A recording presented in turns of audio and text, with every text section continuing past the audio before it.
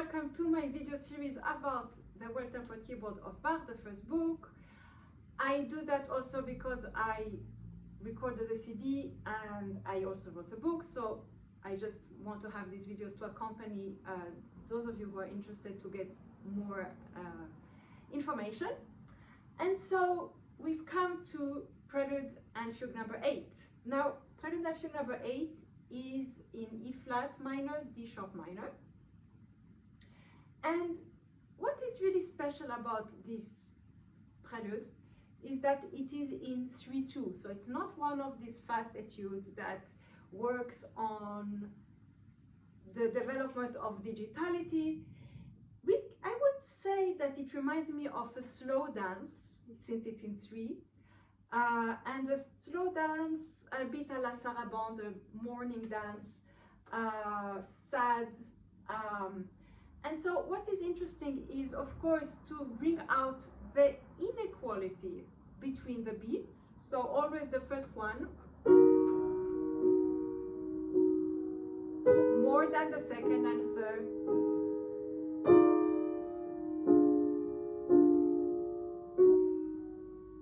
And then to use the rhetoric in order so that the melody is not fixed but has a pulse to it.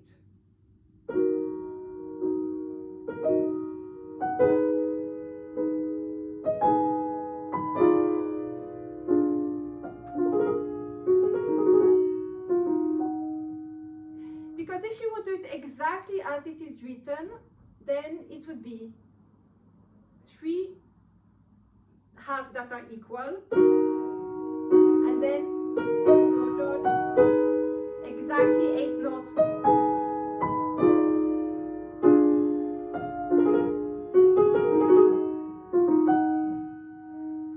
And I find that very ungraceful. So my first recommendation would be exactly to show the importance of 1 and to use rhetoric in the melody.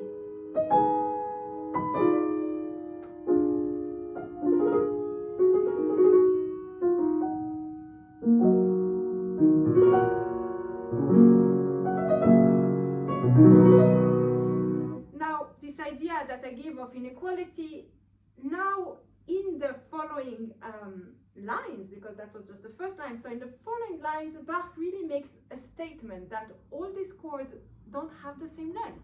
How does he do that?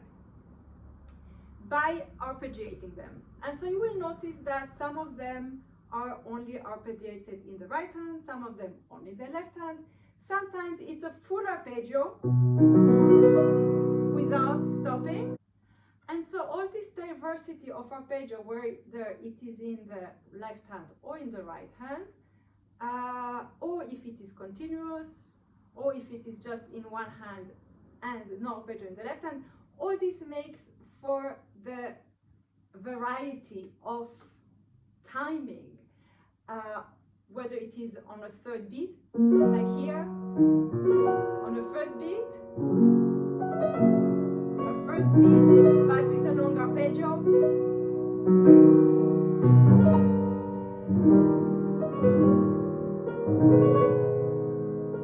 an arpeggio with an ornament,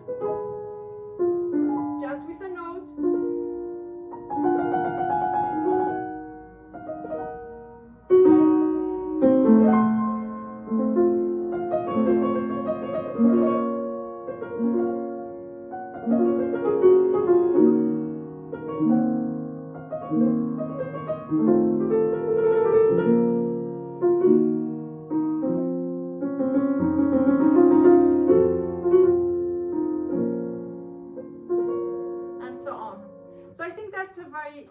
significant aspect of this prelude.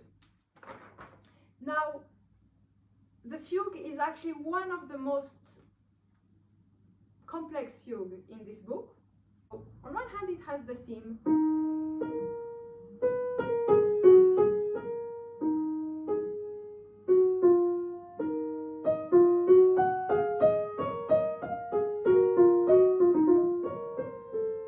Okay, it will come in 3 voices. So the theme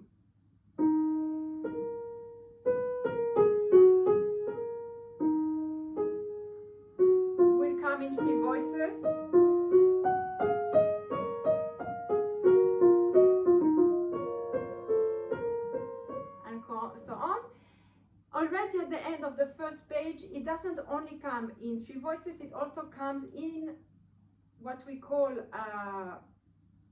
stretta. So one voice starts with the theme, doesn't finish, it doesn't even have the time to finish, and another voice comes already with the theme again.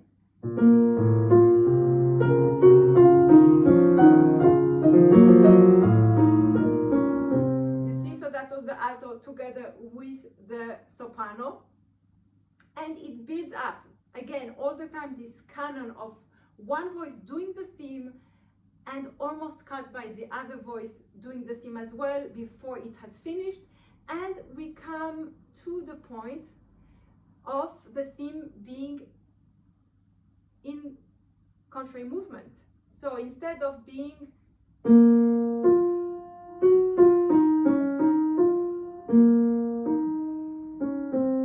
it becomes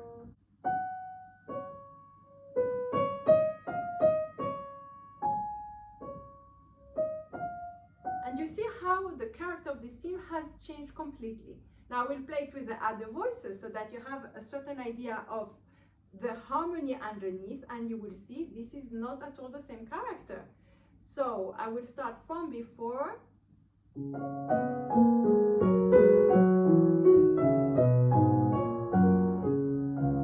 Now the theme.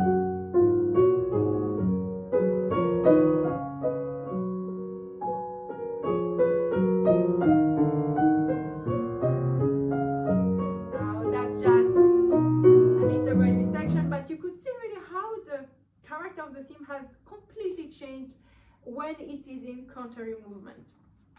Now it goes on like that, it will come in stretta as well in the contrary movement, and at the end of this really imposing fugue we come to the augmented version of the theme. 2, 3, 4, 1.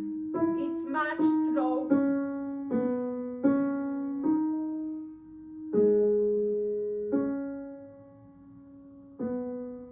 And of course it has also the original theme.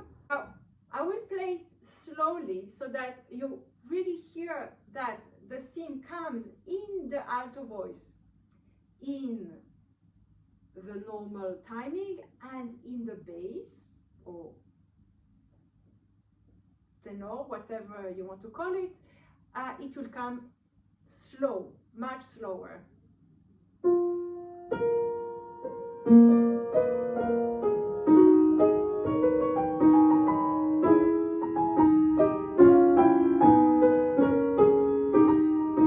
And in contrary movement, in the soprano.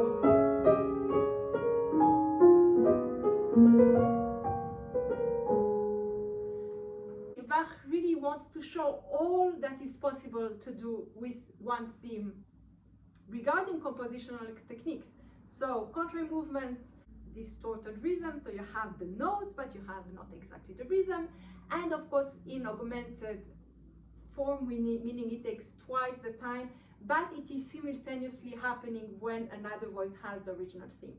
So see you next time when I will be talking about Prelude and Fugue number 9. Bye!